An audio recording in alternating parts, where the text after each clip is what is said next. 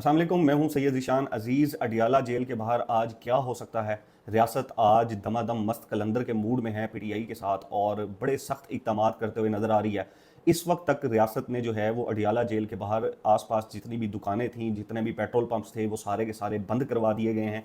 Police की भारी नफरी वहाँ पर मौजूद है और मुख्तलिफ़ किस्म के वहाँ पर जो स्टॉप पॉइंट्स या चेक पॉइंट्स वहाँ पर बना लिए गए हैं।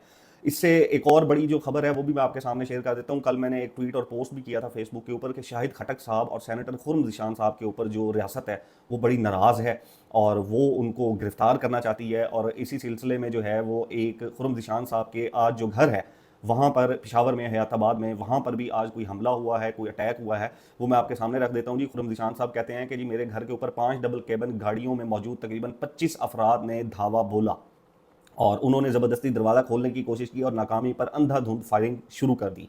फायरिंग के नतीजे में घर के बेडरूम तक को नुकसान पहुंचा, जबकि एक गार्ड जख्मी हुआ है। पुलिस उसके बाद फौरी तौर पर वहां पर पहुंच गई और वाकई की जो है वो तहकीकात की जा रही हैं। अब ये 5 डबल केबिन गाड़ियों के अंदर 25 से ज़्यादा लोग और फिर एक सेनेटर के घर में इस तरह अंधाधुंध फायरिंग करना, ये कोई नॉर्मल बात नहीं है। ये कोई मामूली बात नहीं है कि एक सेनेटर के घर के ऊपर इस तरह हमला हो जाए, और वो भी तब जब एक रात पहले फैसल वाडा जो हैं वो बिल्कुल स्ट्रेट कहें कि खुर्म ज़िशान साहब जो हैं वो उनको फिक्स किया जाएगा। इस तरह की उनसे उनकी जो है वो मिलती जुलती बातें थी। और मैंने आपको पहले भी कहा था कि खुर्म ज़िशान साहब ने जो DGISPR साहब हैं उनकी प्रेस कॉन्फ्रेंस के बाद बहुत ज़्यादा बहुत ज़्यादा सख्त अल्फाज में उन्होंने ट्वीट किया था और उस ट्वीट के बाद जो है वो रियासत का मूड बदला है। और खुर्म ज़िशान के ऊपर, सेनेटर के ऊपर, और शाहिद खटक साहब ने जो तकरीर की पेशावर हयाताबाद जलसे में, वो भी उसको भी बड़ा सीरियस जो है वो लिया गया है और उनकी जो गिरफ्तारी है वो मुतवक्का है।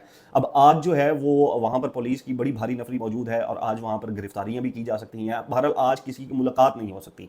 वो इमरान खान साहब की फैमिली हो, वो इमरान खान साहब के वकला हों, वो इमरान खान साहब के दोस्त हों, आज किसी की भी मुलाकात होती नज़र नहीं आ रही। आज लोग जो हैं वो पंजाब से भी वहाँ पर पहुँचना शुरू हो गए हैं। मैं वीडियोस देख रहा था ट्विटर के ऊपर भी, आलिया हमजा साहिबा का जो काफिला है उनकी तरफ से वो भी पंजाब से वहाँ पर पहुँच चुका है। मून साहब हैं और गुजर साहब हैं, वो भी वहाँ पर रास्ते में जो है वो पहुँच रहे हैं। उस्मान डार साहब की वालदा हैं रेहाना डार साहिबा, वो भी रास्ते में थी, उन्होंने भी अपनी पिक्चर शेयर की कि ये सब लोग जो है अडियाला जेल के बाहर आज इकट्ठे होने जा रहे हैं।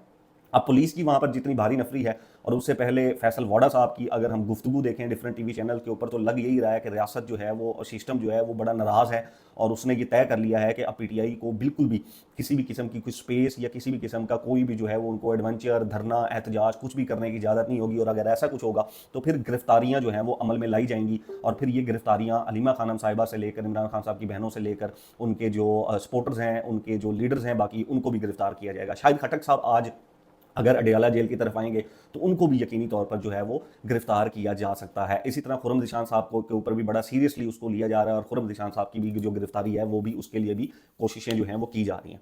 अब इस सिचुएशन के अंदर जो हुकूमत जो है वो बड़ी खुश है।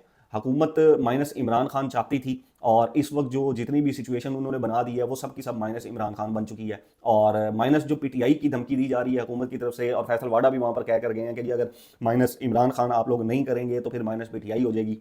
लेकिन सवाल ये है कि माइनस पीटीआई कैसे होगी। माइनस पीटीआई तो पहले ही हो चुकी है। पीटीआई का को ना तो इंतखाबात में कोई उनको निशान मिला, इंतखाबी निशान, ना उनका कोई उम्मीदवार छोड़ा गया, ना कहीं से उनको इलेक्शन लड़ने जोगा छोड़ा गया। जहां से उनके लोग इलेक्शन लड़ते थे उनको उठा लिया जाता था, उनके कागजात खींच लिए जाते थे। उनकी पीटीआई की जो मेजोरिटी लोग हैं वो प्रेस कॉन्फ्रेंस करके छुड़वा दी गई।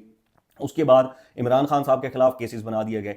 जितनी मैक्सिमम कोशिश हो सकती थी पीटीआई को तो माइनस कर लिया गया, लेकिन इस इंतखाबात के अंदर अगर देखा जाए तो पीटीआई माइनस हो चुकी थी। पीटीआई को तो अब इलेक्शन कमीशन भी नहीं मानता, ना पीटीआई को मानता है, ना उनके चेयरमैन को मानता है, ना उनके कोई इंतखाबी निशान है उनके पास। तो पीटीआई तो ऑलरेडी माइनस हो चुकी है। इस वक्त तो सिर्फ इमरान खान जो है वो तनहा अकेले एक फर्द जो है वो खड़े हुए हैं अपने नजरिए के ऊपर, और उसी को अगर माइनस करने की बात हो रही है तो फिर पीटीआई तो पहले ही माइनस हो चुकी है। इससे ज्यादा और क्या माइनस होगी। तो खड़े तो अब सिर्फ इमरान खान है ना।